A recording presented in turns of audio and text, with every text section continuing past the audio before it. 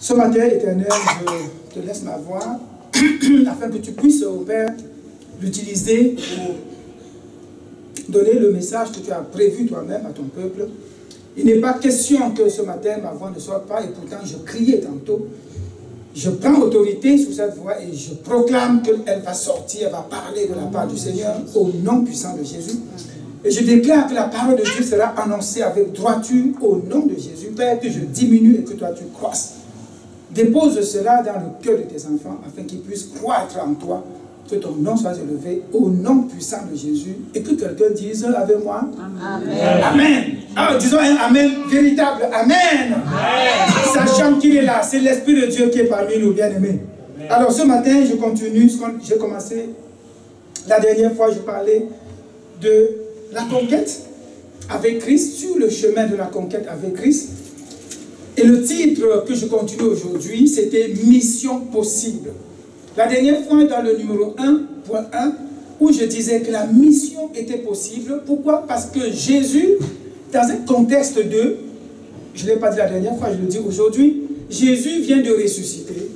Il est avec ses disciples, il va s'en aller bientôt vers le Père, vers son Père. Il réunit les disciples, je vais dire la totalité, même si le texte dit 11, il ne parlait pas à 11 moins quelqu'un d'autre, il parlait à tous ses enfants, c'est-à-dire à nous aujourd'hui. Il donne l'ordre d'aller et de faire de toutes les nations les disciples. Et je dis donc, cette mission est possible.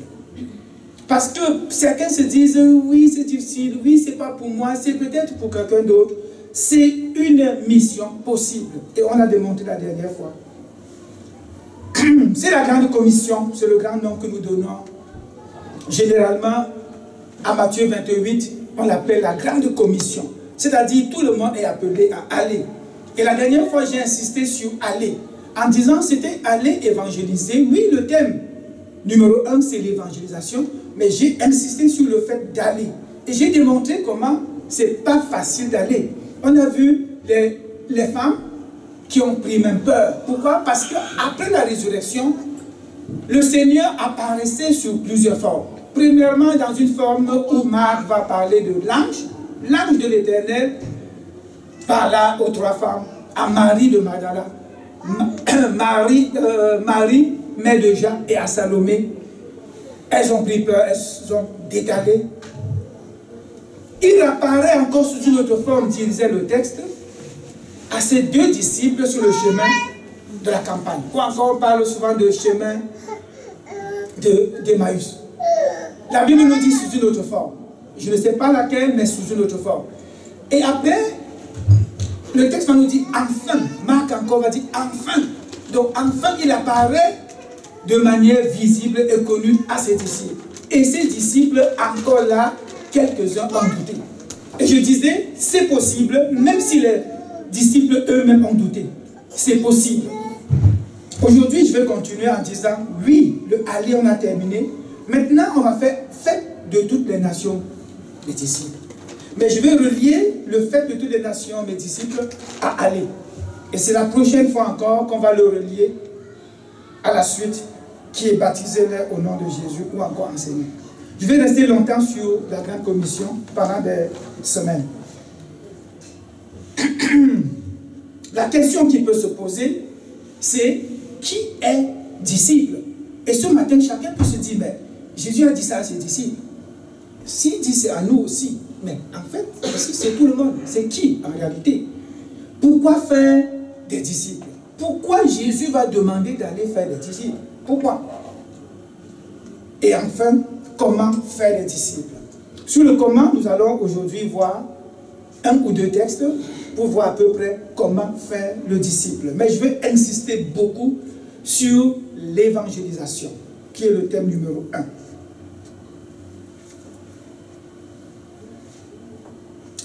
On avait défini le disciple déjà comme étant quelqu'un qui suit un maître, c'est-à-dire son maître à lui.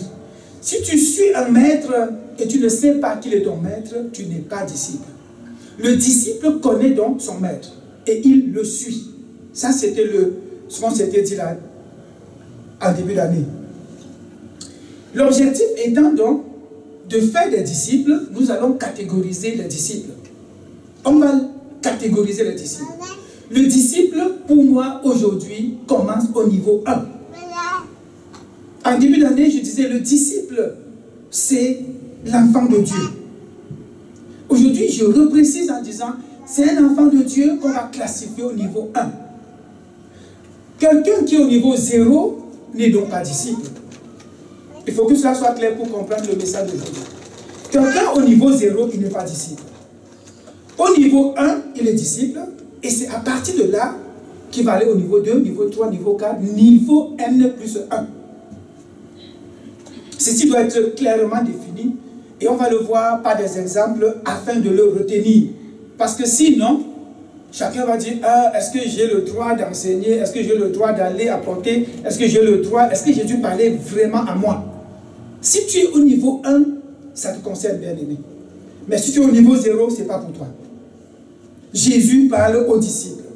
Les disciples, c'est le niveau 1. Selon la croissance et en fonction de ce que tu as appris et des dons qu'il a déposés en toi, tu peux être au niveau 100. Tu es interpellé à aller.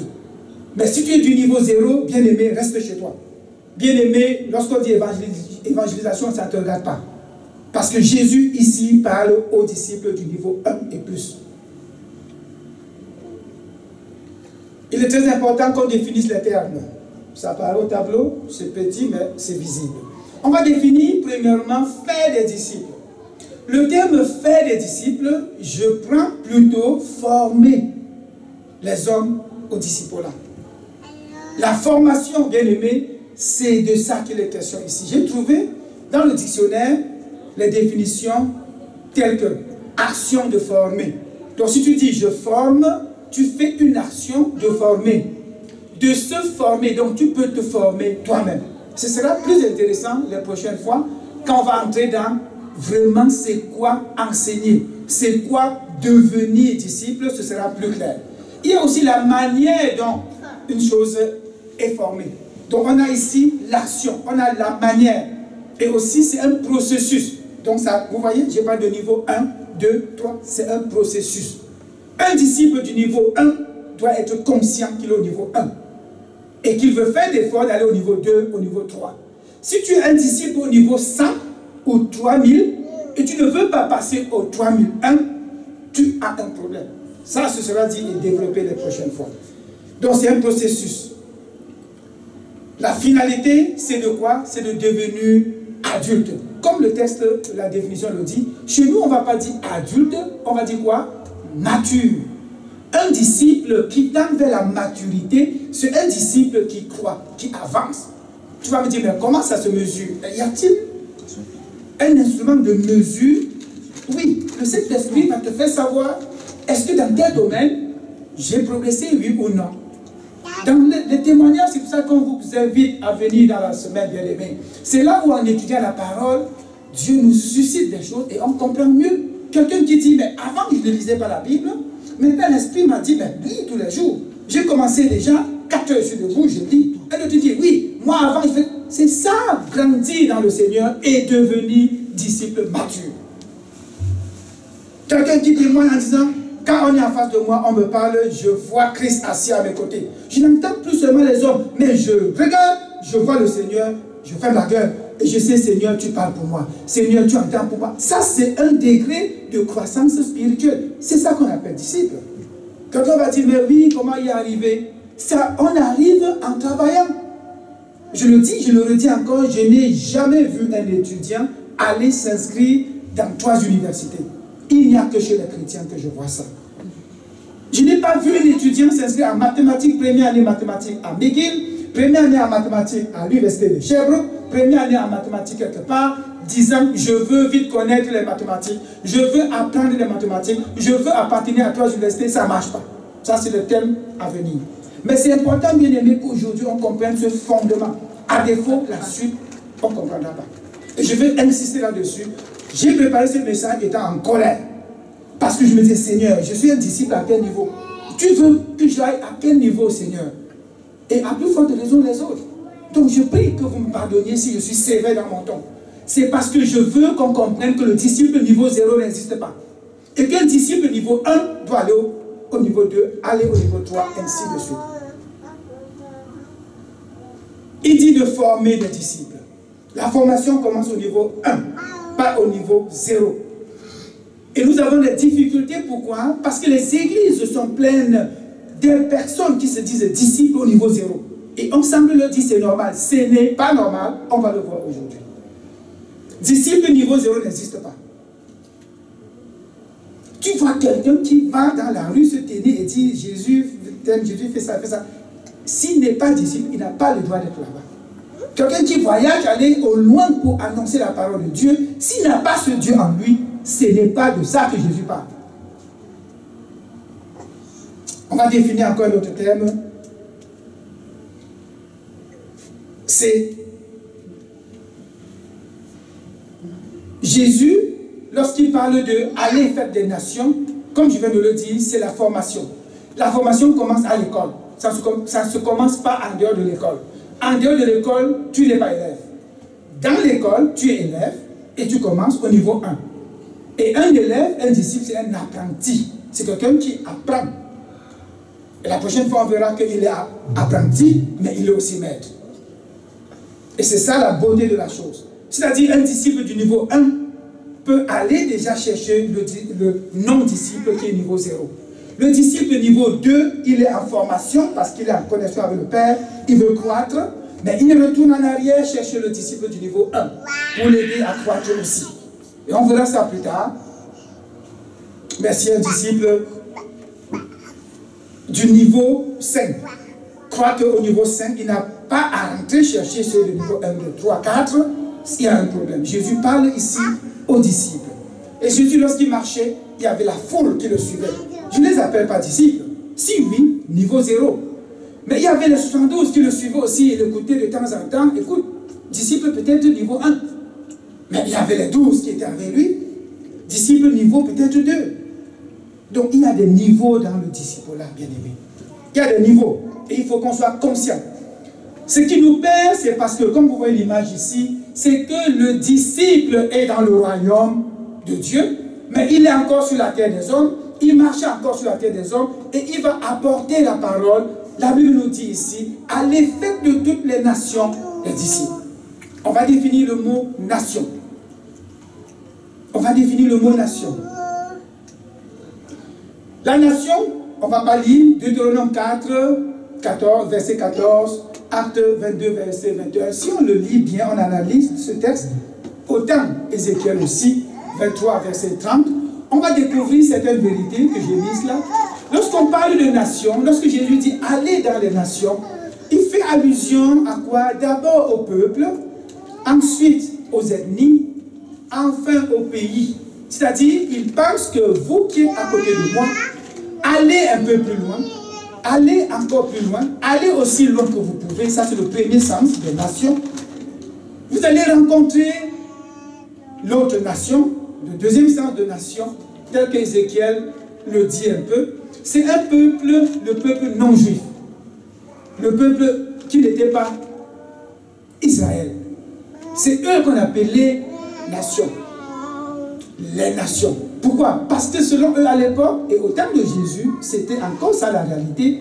Quand tu disais nation, je m'avais dans les nations, ça sonnait dans leur cœur exactement comme nous chrétiens. Quand on dit va dans le monde, ça sonnait exactement comme ça. C'est-à-dire pour eux, ça avait un sens péjoratif. Et c'est ce que j'appelle le deuxième sens des nations. Donc les nations, Jésus voulait dire allez au loin.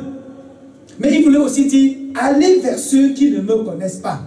Allez dire que je suis vivant. Allez dire que je suis ressuscité. Allez dire que je suis le Fils de Dieu. Allez dire qu'il s'agit de moi et non pas de quelqu'un d'autre. Allez témoigner ces choses aux nations. Première nation, ça veut dire loin. Deuxième nation, ça veut dire à ceux qui ne me connaissent pas. Et nous, aujourd'hui, quand il dit ça s'applique à nous, ça veut dire oui, nous allons aller au loin. Il y a des missionnaires qui vont dans les tréfonds du monde pour annoncer la bonne nouvelle. Mais il y en a qui restent à côté pour apporter la bonne nouvelle aussi à ceux qui sont perdus. C'est ça les nations, bien-aimés.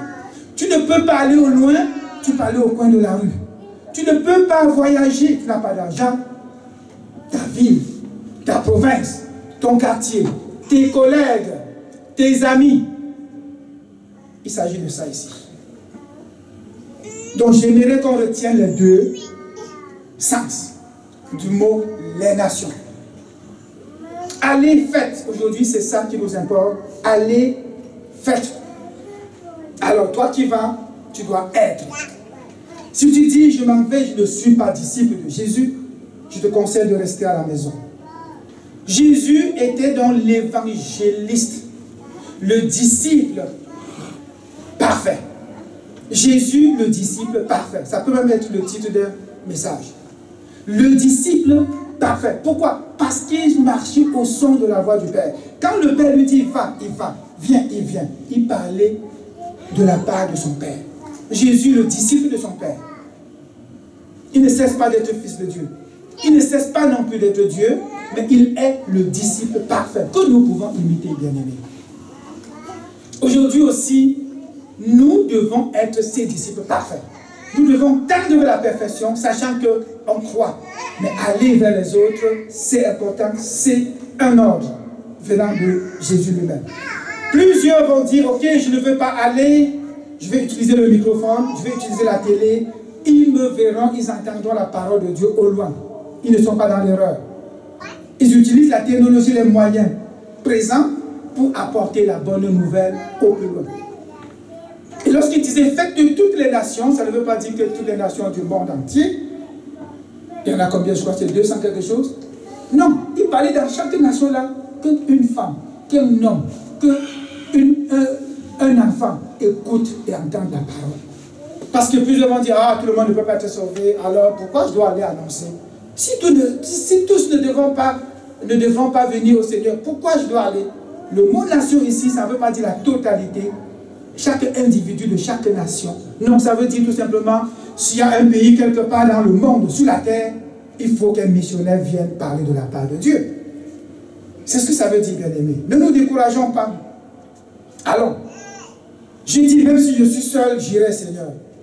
Même si je suis seul, j'irai. Parce que c'est appelé, oui, c'est l'équipe, mais c'est individu aussi. Est-ce que l'Église va organiser des programmes d'évangélisation? Oui, parce que cette mission est donnée à l'Église. Mais c'est aussi donné à toi, individu. Et tu auras 3 catégories de personnes que tu vas trouver dans la rue. Il y a des païens qui écoutent et qui veulent croire. Il y en a qui t'écoutent et ne veulent pas croire, ils veulent discuter. Qui ne veulent rien entendre. Ils t'abordent parce qu'ils veulent soit tester ta connaissance de la Bible, soit te faire douter, et même t'amener à croire à son Dieu. Ils sont pleins là dehors. Tu vas t'attendre à tous ces gens-là. Mais il y a aussi des enfants, certainement des enfants de Dieu qui ont besoin de réconfort, qui ont besoin que tu les fortifies. Tu vas aller évangéliser. Selon que l'Esprit va te guider et selon ton niveau de disciple-là, tu vas savoir quoi dire et comment orienter ton évangélisation. Mais il est important pour nous que ce matin, nous observions une chose très importante en répondant aux questions. Qui peut évangéliser? Quand doit-on évangéliser? Comment devons-nous évangéliser? En répondant à ces questions, bien-aimés, nous allons voir un exemple d'évangélisation tel que moi j'aurais aimé voir chacun de chrétiens faire. La femme samaritaine et Jésus, nous sommes dans Jean 4 au verset 9. Je vais lire tout. Jean 4 verset 9 est connu parce qu'ici il parle d'un juif, Jésus, et la samaritaine qui se rencontrent. Et Jésus va oser parler à cette femme-là. Déjà, selon l'histoire, c'était 2 peuples, on peut dire ennemis. D'un côté, le juif, qui était la nation, on comprend pourquoi le terme péjoratif. Les autres étaient les nations, comme nous aujourd'hui, ah, nous sommes chrétiens. Les autres sont quoi? Ah, ils sont païens. Ok, vous voyez? Ennemis. Quand tu abordes un païen, tu dois avoir une attitude différente. Si tu viens en disant, je suis chrétien, je suis sauvé, je suis ceci, tu viens de mettre dans sa tête ce qu'il pense même déjà de toi. Tu vas l'aborder comme il attend, et puis ça va gâter tout. On va voir comment Jésus va aborder cette femme. Il ne vient pas en disant, je suis de la nation. Mais non, mais il va dire des vérités avec amour, de manière à ce que cette femme comprenne que sans l'eau vive dont il est question ici, elle est perdue. Il va parler à une femme. Encore qu'à l'époque, on ne devrait même pas parler à une femme, et surtout samaritaine. On va commencer au verset 1, je le lis rapidement. Le Seigneur sut que les pharisiens avaient appris qu'il faisait et baptisait plus de disciples que Jean. Toutefois, Jésus ne baptisait pas lui-même, mais c'était ses disciples. Alors il quitta la Judée et retourna en Galilée. Comme il fallait qu'il passât par la Samarie, il arriva dans une ville de Samarie nommée Sichar, près du champ que Jacob avait donné à Joseph, son fils. Là se trouvait le puits de Jacob. Jésus, fatigué du voyage, était assis au bord du puits. C'était à environ la 6e heure. On parle ici du puits de Jacob. Vous voyez, il s'agit ici de l'eau qu'a donné Jacob à son fils Joseph. L'eau qui vient des hommes. Jésus va apporter une autre eau qu'il va appeler eau vive, qui n'a rien à voir avec l'eau faite des mains d'hommes. Une femme, du verset 7, une femme de Samarie vint puiser de l'eau. Jésus lui dit, donne-moi à boire, car ses disciples étaient allés à la ville pour acheter des vivres. La femme samaritaine lui dit, comment toi qui es juif me demandes-tu à boire, à moi qui suis une femme samaritaine? On voit ici, Jésus peut avoir soif dans son corps, il était homme, mais il a au-dedans de lui une autre eau qu'il n'aurait même pu boire, et ça étanche sa soif. Mais il va dire, donne-moi de l'eau. Est-ce qu'il voulait vraiment boire de l'eau? Ça nous importe peu. Mais on sait qu'il a envie de donner une eau qu'il a et que la femme n'a pas. Une eau qui ne vient pas des hommes. Ça, c'est de quoi il est question ici. L'évangile, bien aimé, c'est donner l'eau, la parole de Dieu, à quelqu'un qui est dans le besoin, qui n'a pas et qui doit avoir. Ça va passer par toi. Ceux qui négligent l'évangile et l'évangélisation, c'est parce qu'ils n'ont pas compris. Jésus m'a introduit en lui disant, donne-moi à boire.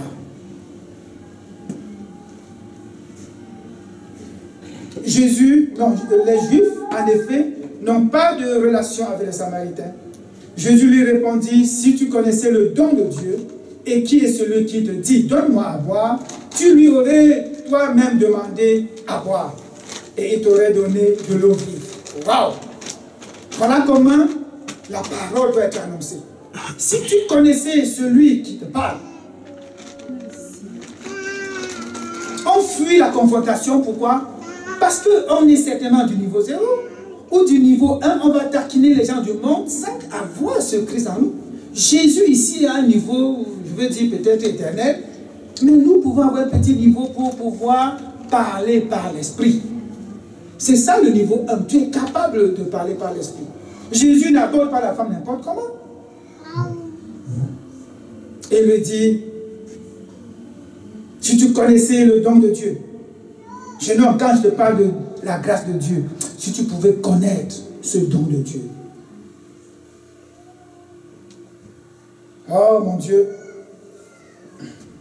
Seigneur, lui dit la femme, tu n'as rien pour puiser, et puis le puits est même profond. Elle est encore dans le naturel. Jésus est dans le spirituel. Il parle des choses spirituelles au niveau élevé. Et la femme ne comprend rien. Tu n'as pas de cruche. Tu veux me donner une eau qui sort d'où? Ok, si ça sort de ce même puits, tu n'as rien pour puiser. Dans le naturel. Quand tu abordes un païen, il réfléchit. Il peut même t'amener à douter. Mais celui qui est en Christ, qui connaît qui il est, qui a la connexion de l'Esprit Saint, il va savoir quoi dire. D'où auras-tu donc cette eau vive? Es-tu plus grand que notre père Jacob? Vous voyez? Ils vont nous citer leur Dieu. C'est des religieux, bien-aimés. Connais-tu ceci, cela? Je vous ai témoigné où je parlais à un monsieur une fois de la grâce de Dieu, de l'amour de Dieu. Je voulais l'évangéliser. J'ai vu c'était ce monsieur, je crois, sans me tromper, il devait être un docteur enseignant la théologie dans une université. Parce qu'il me parlait de la Bible avec exactitude. Il me parlait du monde entier avec justesse. À un moment donné, l'Esprit m'a dit attention. Je les ai regardés, lui et sa femme, dit, avez-vous accepté cru à ce Jésus? Croyez-vous en Jésus? Êtes-vous sauvés? Avez-vous la vie éternelle? Ils se sont levés pour partir. Et j'ai compris que c'était des religieux. Mais si tu n'es pas apte par l'esprit, tu vas te devenir. Tu vas commencer à dire, hey, peut-être que en Israël, celui qui avait tellement voyagé, il me racontait comment là-bas en Israël, il a vu où Jésus a mis le pied. Il parlait de Jésus avec aisance. Il parlait de l'histoire. Je regardais comme ça, je disais, Seigneur, qu'est-ce que je fais? J'ai pourtant envie de lui dire quelque chose. Mais déjà, de par son français, son attitude, j'étais un peu même influencé. Mais après, le Saint-Esprit dit, demande-lui s'il est. Je dis, monsieur, madame, est-ce que vous avez cru en ce Jésus-là? Ils ont voulu tourner la question, j'ai compris. Êtes-vous né de nouveau? Ils ont dit, ah monsieur, ça fait longtemps, on s'en va, au revoir, ils sont partis. J'ai compris. L'eau est profonde. D'où auras-tu donc cette eau? Es-tu plus grand que notre père Jacob? Et c'est Jacob qui nous a donné ce puits et qui en a bu lui-même, ainsi que ses fils et ses troupeaux. Jésus lui dit, quiconque boit de cette eau aura encore soif. Mais celui qui boira de l'eau que je lui donnerai n'aura jamais soif. Et l'eau que je lui donnerai deviendra en lui une source d'eau qui jaillira jusque dans la vie éternelle. La femme lui dit, Seigneur, donne-moi cette eau. Vous voyez, Jésus sait comment aborder, comment parler. Elle est comme émerveillée. Ah, Seigneur, donne-moi cette eau. Seigneur, donne-moi cette eau. Seigneur, donne-moi cette eau. Tellement, oui, on avait dit, quand les disciples parlaient, Dieu accompagnait les paroles qui sortaient de leur bouche par la puissance. Donc, on voit ici Jésus qui parle, il y a une puissance dans la parole qui amène la femme à accepter. Seigneur, donne-moi de cette eau. Elle ne pose la question, ça va sortir d'où? Elle ne sait plus si avec la cruche ou sans cruche, Seigneur, donne-moi. Elle voulait étancher une soif. Quels que soient les moyens, elle veut étancher une soif. Elle ne veut plus aller au puits. Et oui, elle est dans le naturel. Mais Dieu, Jésus, connaissait ses besoins, son besoin.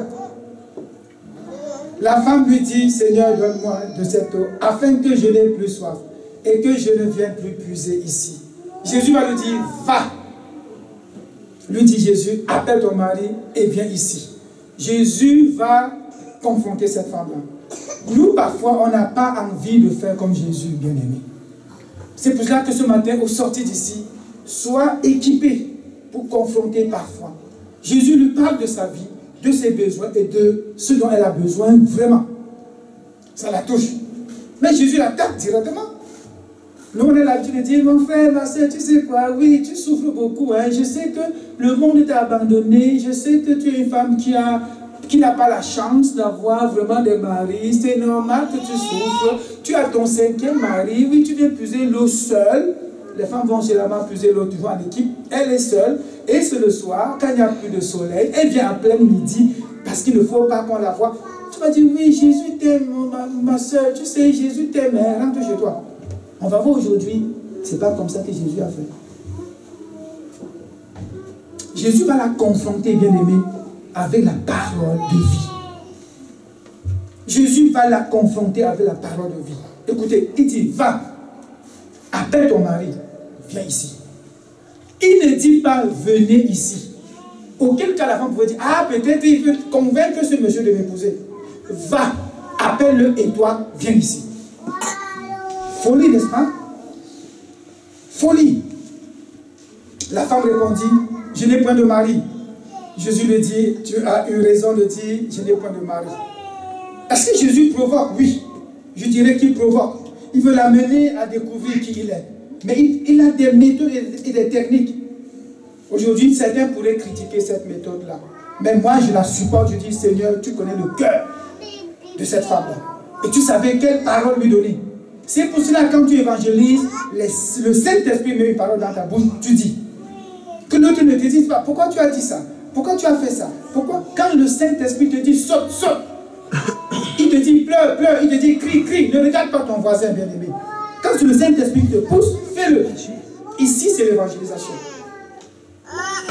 Il dit, va, appelle ton mari et viens ici. Elle reconnaît qu'elle n'a pas de mari. Elle reconnaît, je n'ai pas de mari. Jésus ne répond pas aux questions de la femme. On peut dire oui, ce n'est pas des questions, c'est des interjections ou bien des exclamations. Oui, Jésus ne répond pas directement à ces questions. Comment toi qui es juif, tu me demandes à boire? Il ne lui explique pas, je te demande à boire parce que non seulement je suis juif comme tu penses, mais je suis un juif différent. Il ne dit pas ça.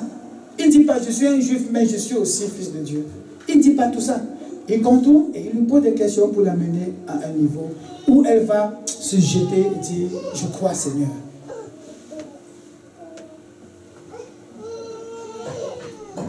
Nous parfois on entre dans les discours, on entre dans des discours et des discours et des discours qui finalement finissent en queue de poisson. Pourquoi? Parce qu'on n'a pas l'esprit qui nous permet de voir quoi dire à quel moment. Jésus attire sa curiosité. Jésus l'amène tout simplement à quitter d'un point à un autre. Elle a commencé par dire, tu es un juif. Oui, je t'ai reconnu déjà de par ton habillement. Oui, tu es un juif. Tu es un homme, je te reconnais physiquement. Après, elle passe à. Peut-être que... Attends, il peut vraiment me donner de l'eau? Interrogation. Qu'est-ce qu'il a au-dedans de lui? Ah! Est-ce que ce n'est pas le Messie? Avant le Messie, non, c'est un prophète. Ah, tu es le prophète. Pour finir, c'est le Messie. Ça, c'est ce que Jésus voulait créer en elle. Quand nous évangélisons, il faut susciter dans l'autre des questionnements. Je vous assure que si tu dis à quelqu'un, surtout ceux qui discutent et qui veulent, tu apportes la parole que tu connais, il apporte un verset biblique qu'il a entendu quelque part pour te coincer et t'énerver. Quand tu es coincé, bien-aimé, pose-lui la question tout simplement. Sais-tu que si tu refuses Jésus comme Seigneur et Sauveur, tu iras en enfer? Je t'assure que cette question-là, quel que soit ce qu'il va faire, il va réfléchir. Même si c'est nerf, il s'en va, ça va piquer dans son cœur. Mais si tu dis, oh, Jésus t'aime, oui, tu sais, tu me contredis, c'est pas grave, mais vas-y, Jésus t'aime, il va rentrer sur... Il est confortablement assis dans ses forteresses. Mais si tu lui dis, bien-aimé, ainsi parle le Seigneur. Si tu refuses Jésus comme Seigneur et Sauveur, tu es doué pour l'enfer. Je suis certain que là, il va t'écouter. Il va t'écouter. Il va s'interroger. Même si c'est neuf, il va partir, ça va travailler dans son cœur. Ce monsieur et sa femme, quand ils sont partis, je ne me suis pas élevé. J'ai sémé quelque chose. Allez réfléchir.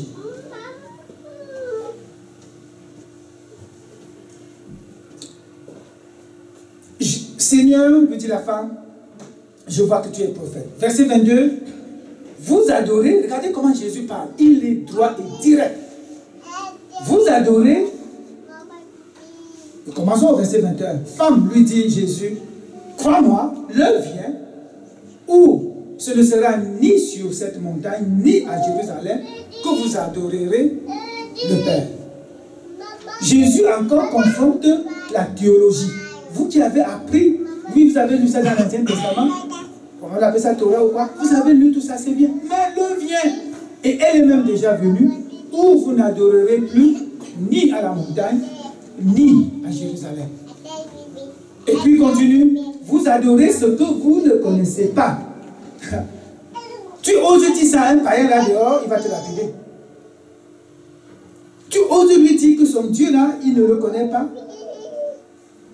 Il dit, vous adorez ce que vous ne connaissez pas. Nous, nous adorons ce que nous connaissons. J'aime ça. Il dit, car le salut vient des Juifs.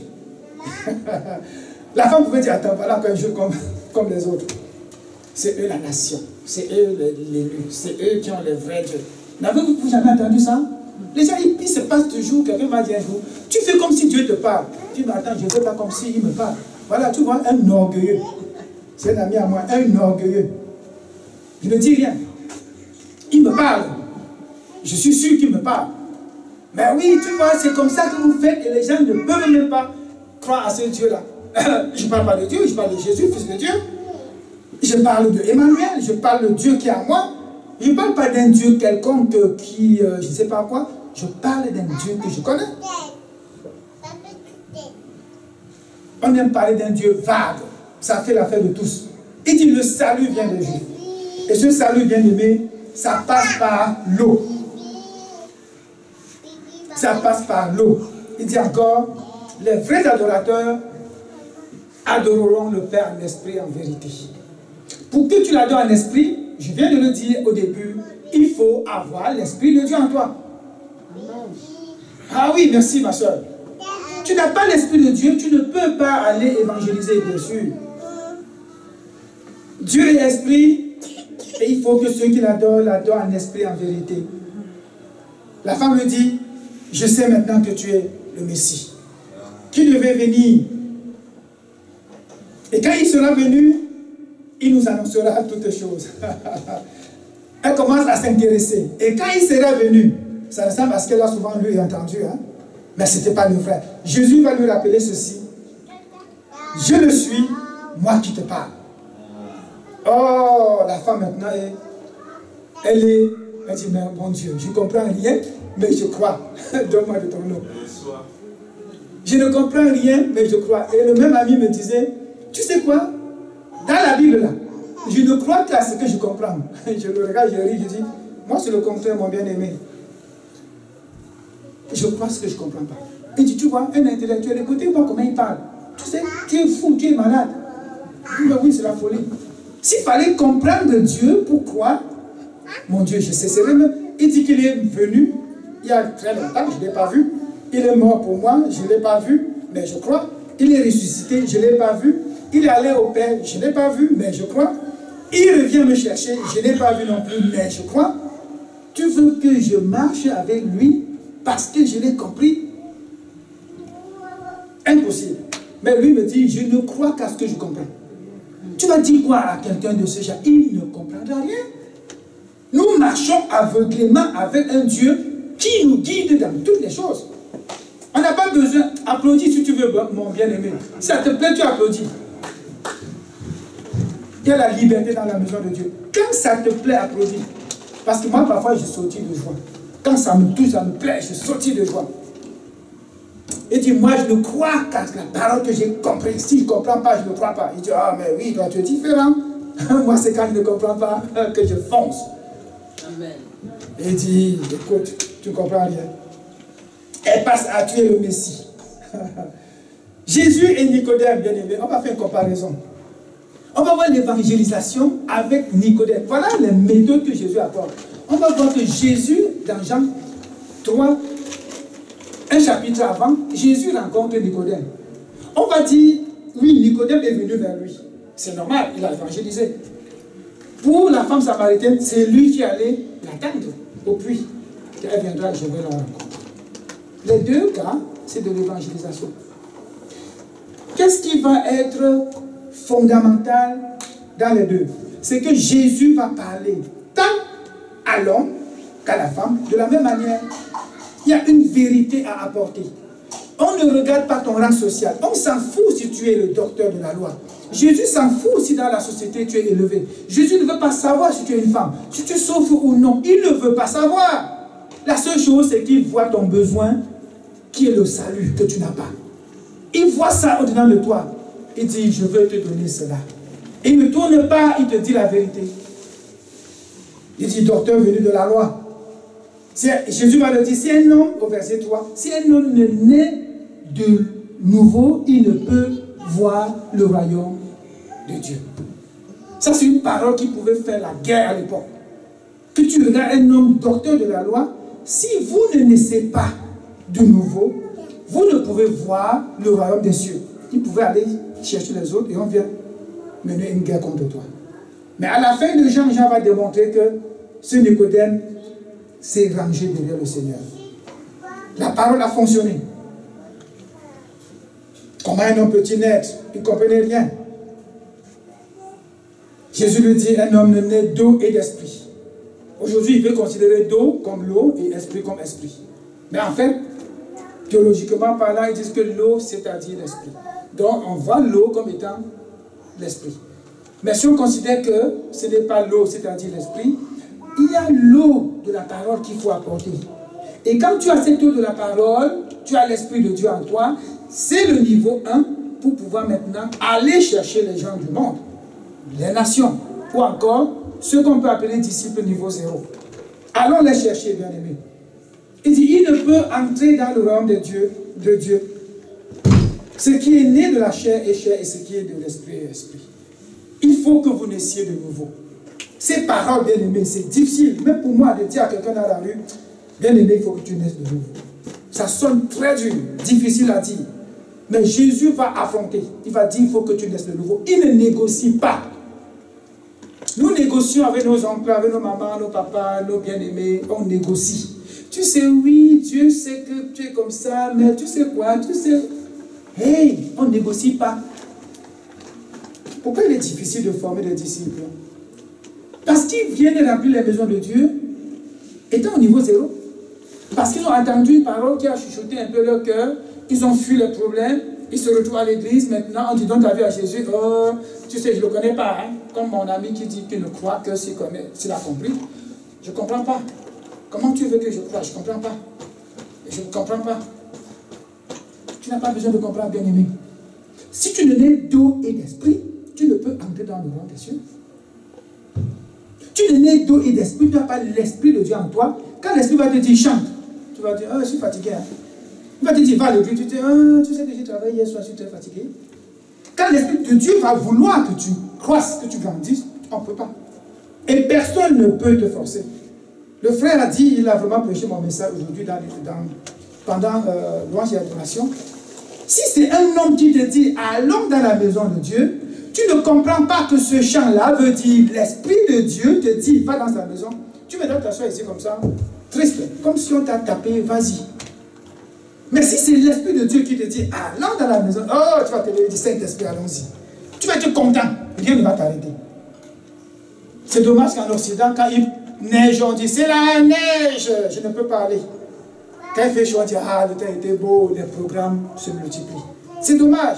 Mais ceux qui ont compris et qui écoutent la parole, qui ont l'Esprit de Dieu en eux et qui veulent obéir, ils font le programme, ils disent, on monte, on descend, je serai là. Il y a quelqu'un qui t'attend dans le coin de la rue. Il a besoin de t'écouter. Nicodème pouvait venir chez toi. Mais il y a des femmes samaritaines pleines là-dehors qui veulent écouter la vraie parole. La nouvelle naissance. Il est question ici. Tu es docteur d'Israël et tu ne connais pas ces choses? Je le dis avec un ton un peu que je pense bien Jésus pouvait avoir. Mais toi là, tu es docteur et tu ne connais pas ces choses? Mais avec amour. Nous disons, faisons le parallèle, on va voir tout à l'heure que Jésus tient le même langage. Il dit, en vérité, je te le dis, nous disons ce que nous savons. Et nous rendons témoignage de ce que nous avons vu. Oh, que c'est beau. J'aimerais être au pied du Seigneur, entendre ça. Il dit, vous là, vous dites des choses que vous ne comprenez pas, vous ne connaissez pas. Mais nous disons ce que nous savons et ce que nous avons vu. Et d'ailleurs, vous ne recevez même pas ce témoignage. Si vous ne croyez pas quand je vous ai parlé des choses terrestres, comment croirez-vous quand je vous parlerai des choses célestes? Jésus dit ici qu'il parle des choses terrestres. Moi-même, je suis dépassé. Des choses qu'on ne comprend pas, il dit c'est des choses terrestres. Nicodème est perdu complètement. Mais à la fin, il va dire, je crois. L'objectif, c'est qu'on comprenne. Tu as beau être religieux, tu as beau dire, écoute, Jésus te dit ici les 4 vérités. Nous disons des choses qu'on connaît. Vous dites des choses que vous ne connaissez pas. Alors il a dit quoi? Vous adorez ce que vous ne connaissez pas. Nous adorons ce que nous connaissons. Car le salut vient des Juifs. Regardez les paroles de Jésus. Quelqu'un va dire, ah, il était trop sévère. Ou encore, oui, c'était normal, c'était Dieu. C'est normal qu'il parle comme ça. Oh non. Nous aussi, on peut oser. On peut oser dire surtout à ceux que nous connaissons, qui passent du temps à chercher les quelques versets bibliques pour s'opposer à nous et à nos paroles venant de Dieu. On peut leur annoncer des paroles aussi sévères que celles de Jésus. Bien-aimé, tu as beau dire ce que tu veux là. Si tu n'as pas Jésus, c'est l'enfer qui t'attend. Et ça paraît toujours énervant. Les premiers à me dire, oh pasteur, tu as exagéré, c'est mes frères chrétiens. Tu aurais pu lui dire, écoute, tu sais, Dieu t'aime, Dieu, l'amour de Dieu, tu aurais pu ne lui dire pas qu'il ira en enfer. Et pourtant, chacun de nous dit à son enfant à la maison, si tu voles, tu iras en prison. Si tu tues, on va te mettre en prison, on va aussi même te tuer. Chacun de nous le dit à ses enfants. Personne ne peut me dire le contraire. Mais dis à un disciple niveau 0 ou encore un païen, sans Christ, tu vas en enfer. Non, ne dis pas ça. J'ai un ami qui m'a dit récemment, tu sais, tu ne peux pas rapidement dire ça. Je le dis aussi rapidement que Jésus. Il n'a pas l'esprit de Dieu. Paul nous dit quoi? Il est animal. Est-ce que c'est moi qui invente ça? Il n'a pas l'esprit de Dieu, il est un animal. On va dire, est-ce que... Oui, pour avoir l'esprit de Dieu, ça passe parce que Jésus a dit lui-même. Il n'a pas négocié avec quelqu'un. Tu dois naître d'eau et d'esprit. Il ne négocie pas. Tu ne nais pas d'eau et d'esprit. Il dit ce qui est chair est chair. Tu vas rester charnel. Et ce qui est esprit est esprit. Mais nous, jonglons un peu. On essaie de tourner. On essaie de... Il ne faut pas qu'on s'énerve. Il faut que tout le monde soit d'accord. Jésus ici s'en fout. Il ne connaît pas et continue d'être docteur de la loi. Le jour où tu comprendras, tu viendras. Il est allé, il a compris, il est revenu. Si tu veux aller faire, bien aimé, prie que le Père te donne l'audace d'aller. La bonne parole pour dire à qui, quand il faut, ce qu'il faut.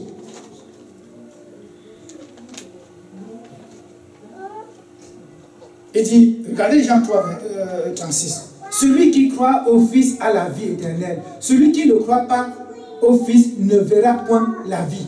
Mais la colère de Dieu demeure sur lui. Vous voyez que c'est moi qui invente ces jours-là? Et Jésus le dit. Mais nous, c'est tellement difficile. Oui, quelqu'un va me dire qu'au verset 34, il dit que Jésus connaissait déjà le cœur de l'homme. Nous ne sommes pas Jésus. Alors on ne parle pas n'importe comment. Je suis d'accord. Mais si le Saint-Esprit te rappelle ce qu'il y a dans le cœur de l'homme, dis-le lui. Quelqu'un qui vient s'opposer à toi, comme un ami me disait au Gabon, tu sais quoi, vous là, il m'appelait à l'époque pasteur pour me taquiner. Pasteur, tu sais quoi, même la Bible dit, et c'était même le verset Philippiens, c'est 4 combien là, buvez un peu de vin pour votre mal d'estomac. Et je vous assure, il m'a eu avec ça, j'ai bu. Ah, tu ris, Mireille. Tu ne fais pas attention, le païen va te tromper.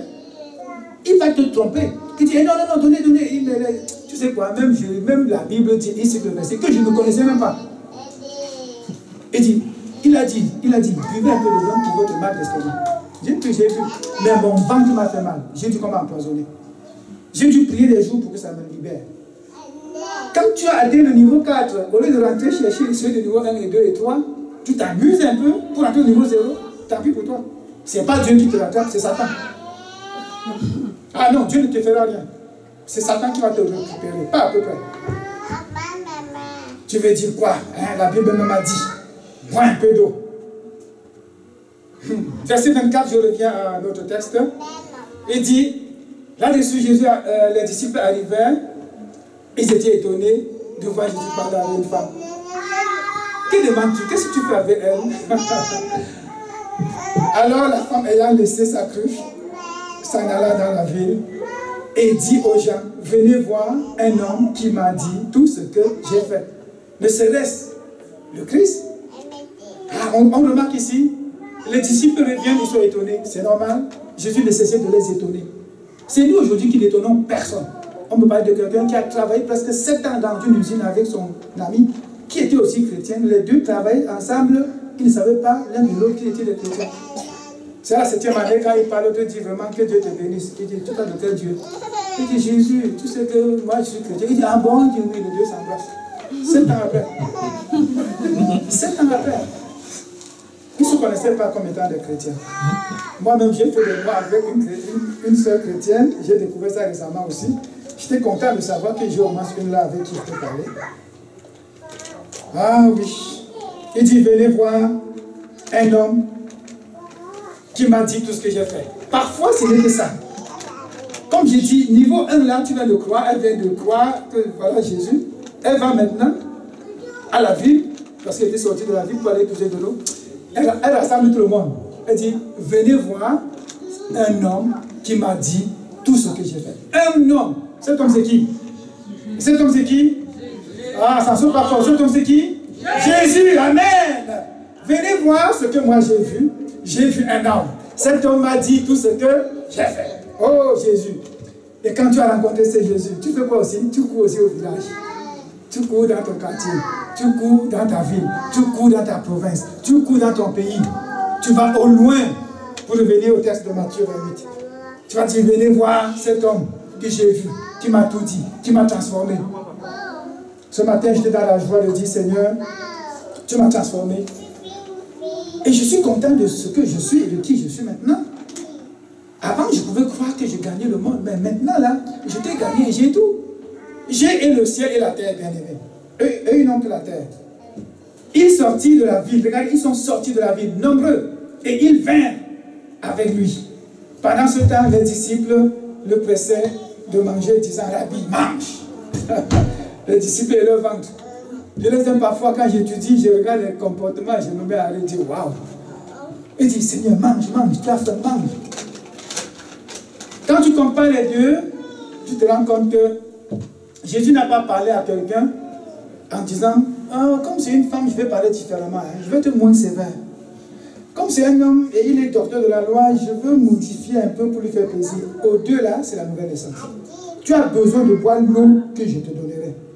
Tu bois une autre eau, tu vas toujours soif. Mais l'eau qui vient de moi, là, ça jaillira jusqu'à l'éternité. Alléluia. Et Jésus va leur rappeler, ma nourriture, c'est de faire la volonté de mon Père. Donc la volonté de mon Père est d'accomplir son œuvre. Donc Jésus va leur rappeler tout simplement une chose, c'est que mon Père veut que je fasse une œuvre, et cette œuvre, je vais la faire. Quand je la fais, je suis comme rassasié. Je n'ai plus faim, je n'ai plus soif, je suis content, plein de joie. Je ne fais que la volonté de mon Père qui m'a envoyé. Donc j'obéis et j'ai achevé le travail, bien aimé. Quelqu'un va dire, mais un travail achevé, comment peut-il donc nous demander encore d'aller et de continuer?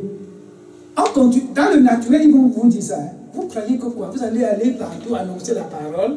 Jésus même a réussi à aller partout. Oh oui, il a achevé et il nous dit, continuez. Ils vont vous dire, vous êtes malade. Une œuvre achevée, on te dit de continuer. C'est une œuvre inachevée.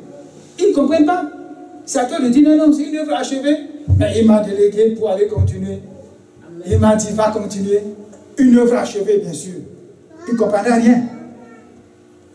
C'est mon ami Blaise qui me disait au Gabon, vous réunissez pour parler de bêtises. Je dis quoi? Parce que je vais vous montrer le verset où Jean dit, celui qui vient après moi m'a précédé car il était avant moi. Un prof de philo. Il me dit, tu sais quoi, ça c'est la folie. Quelqu'un qui vient après moi, il m'a précédé, c'est-à-dire il était avant moi. Va foutre le camp. Comment quelqu'un peut être après toi, il était avant toi? Je me mets à rire. Il dit, Blaise, c'est pas la philosophie. Il dit, moi, fous le camp. Il ne peut pas comprendre. Il n'a pas l'Esprit de Dieu en lui. Allez, faites de toutes les nations. Et le pouvoir est en lui, bien aimé, on va terminer avec ça. Le pouvoir est en lui. Il dit, tout pouvoir m'a été donné. Et déjà, on peut remarquer que notre Dieu est omnipotent. Il est tout puissant, il est partout. Il dit, je suis avec vous jusqu'à la fin des temps.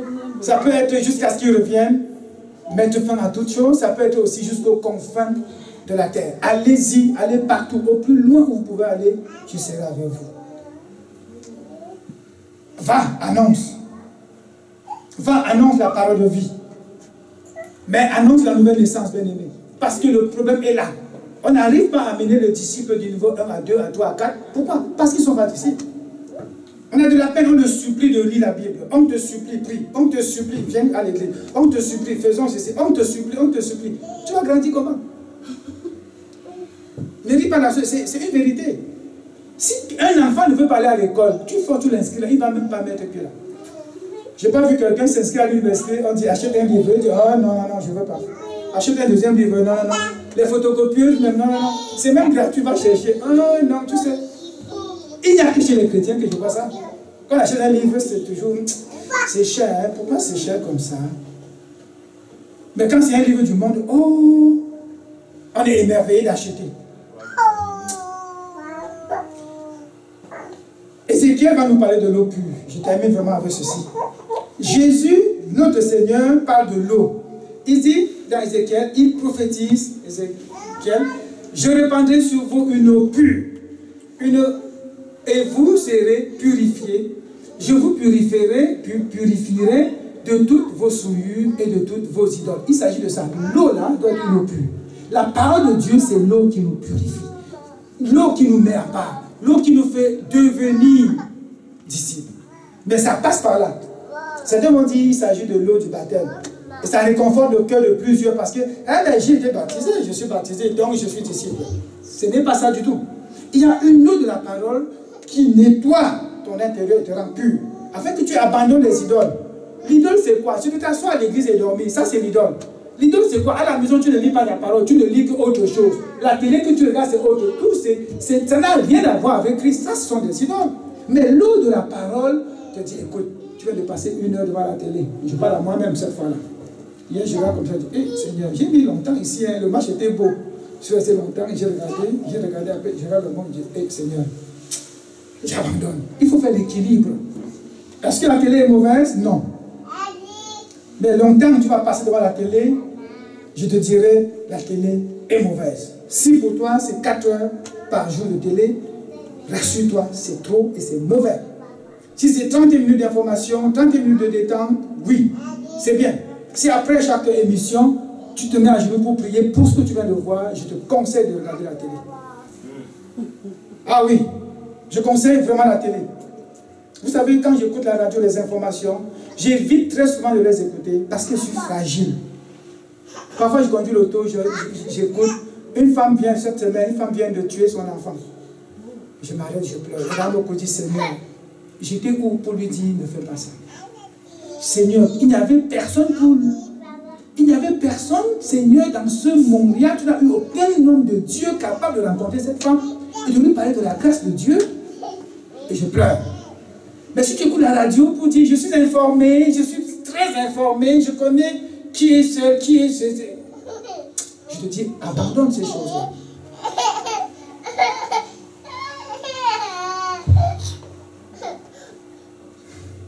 Allez et faites de toutes les nations mes disciples, disait Jésus. Seigneur, nous voulons te dire encore combien nous t'aimons et nous sommes à l'œuvre, Seigneur, avec toi. Tu ne nous envoies pas et tu restes en retrait. Tu nous envoies et tu viens avec nous. Tu nous rappelles que tu es tout puissant et tu es avec nous. Merci, Seigneur, de nous donner cette audace d'annoncer ta parole selon ton esprit, Seigneur. Nous ne voulons pas être de ceux-là qui annoncent seulement Dieu est bon, Dieu est amour, mais nous voulons aussi annoncer ta vérité, Seigneur. Nul ne peut aller et voir le royaume de Dieu, d'après ce que tu viens de nous dire, s'il est né de nouveau, Seigneur. Donne-nous, au Père, de savoir que plusieurs sont perdus, ils ont besoin de ta grâce. Et cette grâce passe par notre engagement à sortir, à aller et à parler, à témoigner de ta part. Nous te bénissons, Seigneur, et garde-nous pour la semaine. Que ton nom soit élevé au nom de Jésus. Et que quelqu'un dise avec moi, Amen. Amen. Soyez bénis.